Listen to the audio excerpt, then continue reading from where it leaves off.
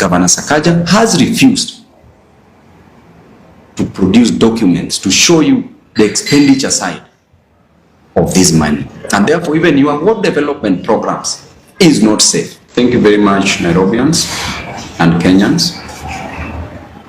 Today, I want to take this opportunity to talk about the current state of affairs of Nairobi City County.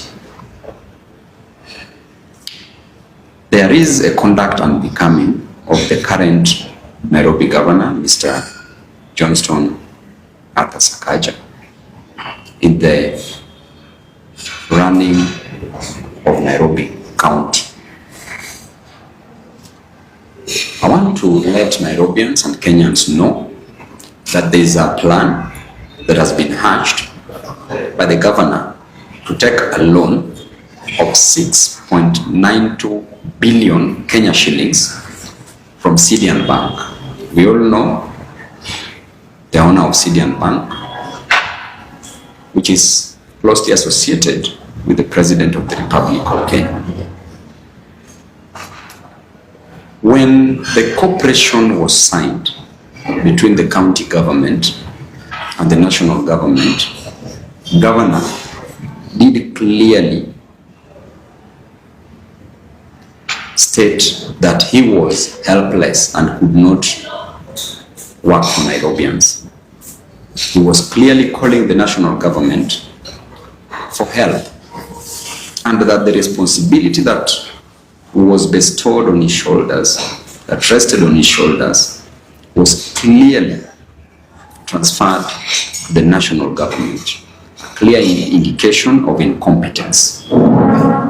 Then the president came out and advised Nairobians that 80 billion Kenya shillings was set aside to help in the smooth running and control of Nairobi City County. To our surprise, a budget was passed at the National Assembly,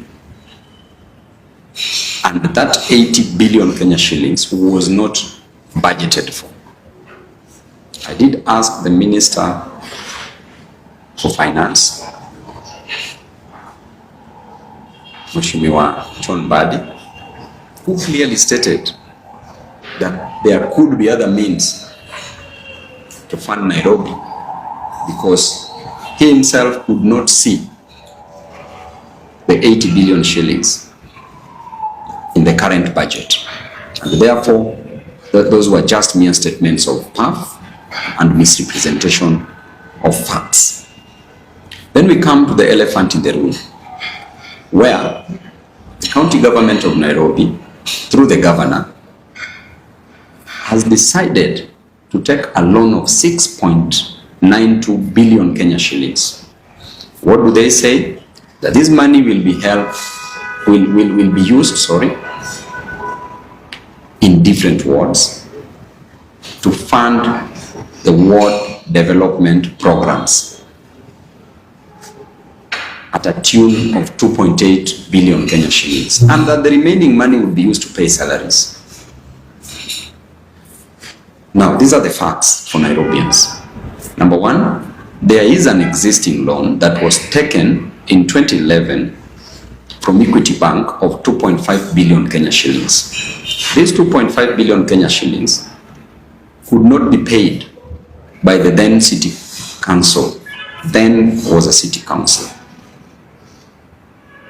Then KCB came in to buy this loan from Equity Bank when it had generated an interest, and the loan was now accumulated to a total of 4.2 billion Kenya shillings. During that period, KCB gave certain conditions that the idle assets of the county government would be sold to repay this loan in case the city council could not manage to pay the money that was agreed upon on a monthly basis as installments. Number two, that KCB would be part of the banks to collect the revenue. And number three, that these monies, the 4.2 billion, on a monthly basis, 141 million Kenya shillings would be paid to KCB. This was around 2016, during the reign of Governor Evans Kidero. To our surprise, the county government could not pay this amount of 141 million Kenya shillings and opted to talk to KCB, who agreed that a total of 55 million Kenya shillings would be paid. The then collection of the county government was around between 12 to 13 billion Kenya shillings. Remember and note this, that at 12 billion Kenya shillings, the county government under Kidero could not pay the 55 million Kenya shillings as installments on a monthly basis. And this drives us to a point that since then, this loan has been accumulating in terms of interest. And therefore, the long and the short story of the first loan is that we were unable and are still unable to pay the initial loan that was taken. Now come to this current loan of 6.92 billion Kenya shillings. The MCAs have been convinced to pass this loan this week. The loan has been enshrined in the budget, which is an illegality in the first place.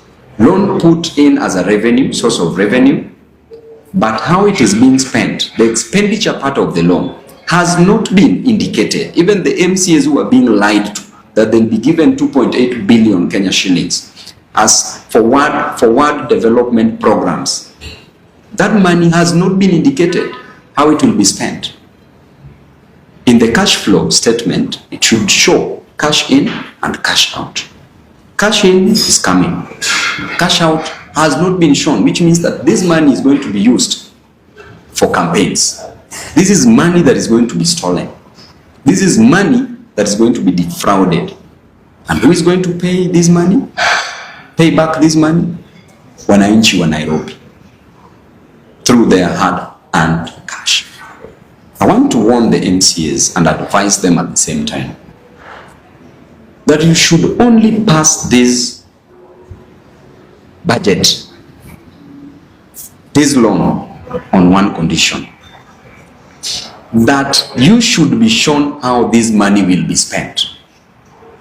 Because Governor Sakaja has refused to produce documents to show you the expenditure side of this money. And therefore, even your ward development programs is not safe. If 2.8 billion is going for the ward development fund, the remaining amount of money, over 4 billion, will be used for what? Not shown. I want to tell you and remind you of what I've just said, that during Kidero's era, Kidero used to declare an on-source revenue of 12 billion Kenya shillings annually. Sakaja currently, from 2013, Sakaja currently still declares an on-source revenue of 12 billion Kenya shillings. Recently, 2025-2026 financial year, he declared an on-source revenue of around 13.8 billion Kenya shillings, which included revenue collected from hospitals. Then there was no hospital. So subtract around 1.2 billion Kenya shillings that comes from hospitals. Therefore, from 13.8, we remain with 12.6 billion Kenya shillings, which is an equivalent of what used to be collected in 2016. 2013-2016. Does this make sense to Nairobians? It means that money that is being declared as on-source revenue is undervalued. But they are declaring less amount of money. So which means that there's fraud taking place there.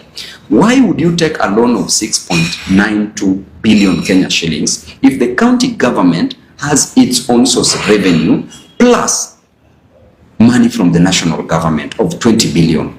According to World Bank report that was released sometime last year, Nairobi County should be run on an outsourced revenue of approximately 67.5 billion Kenya shillings, plus the national government revenue, which is 20 billion, a total of 87.5 billion Kenya shillings.